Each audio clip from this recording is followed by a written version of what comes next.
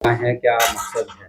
आज खालिस अल्हम्दुलिल्लाह हाजिरी की नीयत से आए हैं और इस दरबार में हाजिरी, हम गुलामों के भी गुलाम, तो हाजिरी के लिए आए हैं और अपने मुल्क की और अपनी मिल्लत की चैन और सुकून के लिए दुआ करने आए हैं। और इस दरबार में मुल्क से मुतालिक जो दुआएं होती हैं वो पहले कबूल होती हैं। ज़ाती तो हम अपने लिए हमेशा मांगते रहते हैं और मांगते रहेंगे, हमें यही से मिलता है जो मिलता है। तो इस वक्त मुल्क में जो माहौल है या दरगाह से मुतालिक कोई रिट आई है तो वो तो ये अंजुमन सज्जादगान ये देख रहे हैं उस मामले को, और उसमें जो भी हमारे सहयोग की अगर ज़रूरत होगी, वैसे गरीब नवाज की सरपरस्ती है। और मैं ये समझता हूँ हजरत, वो बम जो पूरे हिंदुस्तान में घूम रहा था, आपको याद होगा, जब दरगाह तक आया वो बम गायब हो गया। अब ये जो खुदाई का मामला पूरे हिंदुस्तान में चल रहा है, मुझे लगता है अब ये खुदाई वाले जो कम्युनल हार्मनी को बर्बाद करना चाहते हैं, वो अब यहाँ दरगाह शरीफ तक आए हैं। तो मुझे लगता है कि गरीब नवाज की करामत जरूर जाहिर होगी और ये खुदाई के सिलसिले भी बंद होंगे इंशाअल्लाह। तो हार्मनी कायम रहनी चाहिए, हमारे मुल्क में अमन कायम रहना चाहिए। जो लोग इसको मतलब मुस्लिम दुश्मनी में अगर ये काम कर रहे हैं तो वो उन्हें अपने गौर करना चाहिए कि ये मुल्क के लिए नुकसानदेह है। अपने मुल्क को नुकसान इस वजह से मत पहुंचाओ कि मुसलमानों को नुकसान पहुंचाना है। दादा जी, अभी आपने बोला खुदाई वाली बात बोली आपने, ऐसे भारत में कहाँ ऐसा हो चुका जो आप बात कर रहे हैं? नहीं, कहाँ कहाँ हो रहा है, इस वक्त उस तफसील में जाने की जरूरत नहीं है। कुछ गैर कानूनी कुछ काम हो रहे हैं और वो इसलिए नहीं है कि उन्हें खुदाई असल में करवाना है। असल में वो जो मुल्क में कम्युनल हार्मनी है उसको तोड़ना चाहते हैं, उनका असल मकसद ये है। और मैं ये समझता हूँ, हम तो इंतजार में बैठे हैं कि हुकूमत की अंतरात्मा जब जागेगी तो उन्हें खुद लगेगा कि ये देश को नुकसान पहुंचाने का काम हो रहा है और वो इसे कंट्रोल करेंगे। माननीय न्यायालय के जो भी फैसले अभी तक आए हैं और जो आएंगे उस पर यकीन है और उस पर उसको एक्सेप्ट करेंगे? प्लेसेस ऑफ वर्शिप एक्ट की मौजूदगी में जितनी भी याचिकाएं अदालतों में स्वीकार की जा रही हैं वो तमाम की तमाम गैर कानूनी है। ऐसे तमाम मुकदमात को पहली फुर्सत में अदालतों को बर्खास्त कर देना चाहिए और जो ऐसे याचिका करता हैं उनको पनिश किया जाना चाहिए, उन पर जुर्माना आज किया जाना चाहिए। तो आपका कहने का मतलब अजमेर की निचली अदालत के जो मजिस्ट्रेट हैं उन्होंने अजमेर शरीफ से मुतालिक बात आप करेंगे, मुझे अजमेर शरीफ तक ये लोग आ गए, मुझे बहुत सुकून है कि अब हमें पूरे हिंदुस्तान को आराम हो जाएगा।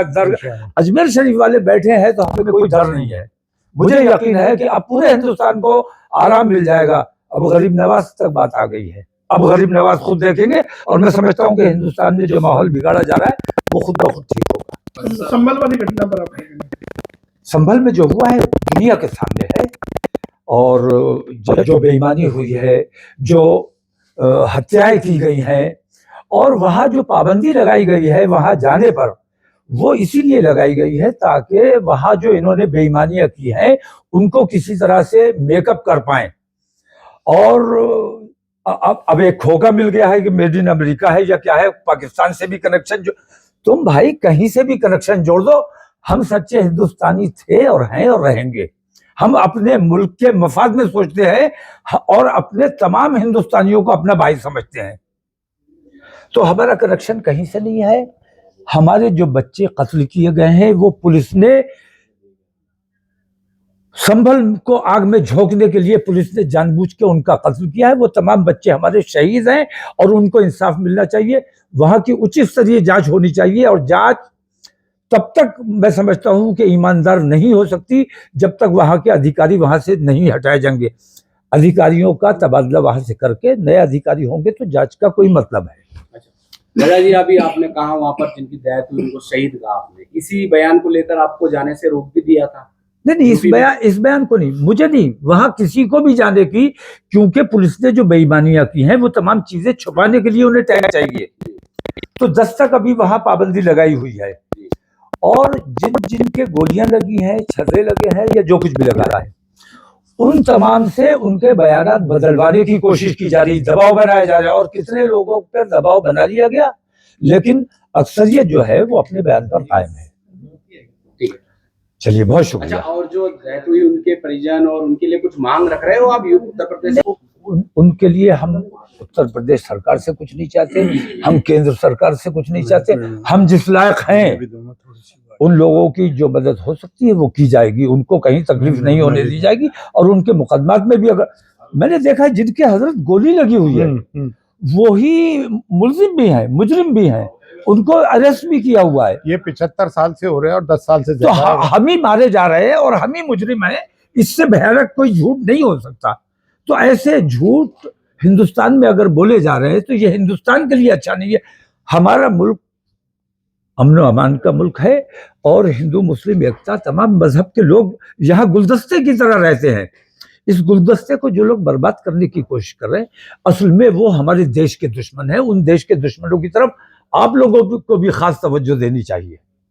आपको नहीं लगता प्रधानमंत्री नरेंद्र मोदी को कुछ बयान वगैरह देने चाहिए? इतना बड़ा इवेंट हो रहा है, जो भी कार्रवाई हो रही है भारत, अजमेर और अलग अलग राज्यों में। नहीं, वो जब मणिपुर पे कुछ नहीं बोले तो इन तमाम चीजों पर क्या बोलेंगे?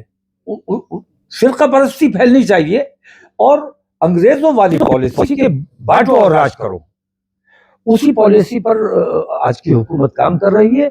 और ये मैं समझता हूँ हमारे देश के लिए बहुत घातक है। वो इस बात को महसूस नहीं, मुझे यकीन है कि इनकी अंतरात्मा जरूर जागेगी, अगर मरी नहीं है। ख्वाजा गरीब नवाज की जियारत की है, क्या मांगा है आपने ख्वाजा? मैंने अपने मुल्क में अमन व अमान मांगा है, और इन बेईमानियों का पर्दाफाश हो। मुझे यकीन है कि गरीब नवाज की तरफ से कोई करामत ऐसी जरूर जाहिर होगी, ये हमारा अकीदा है। और हिंदुस्तान के तमाम मुसलमानों की सबसे बड़ी अगर कोई सरपरस्ती है तो वो हुजूर गरीब नवाज की सरपरस्ती है। इसी सरपरस्ती में हिंदुस्तान के मुसलमान रहते हैं। चादर आती है हमारे? हाँ, नहीं, जब पीएम की चादर आती है, और कोई भी पीएम हो, आज नरेंद्र मोदी है, उनकी भी आती है, तो जहां पीएम की चादर आती है वहां आप अगर कुछ तलाश करने की कोशिश कर रहे हैं तो ये खराब बात है। मैं एक बात कहता हूं कि देश को खोदने में देश की तरक्की नहीं है।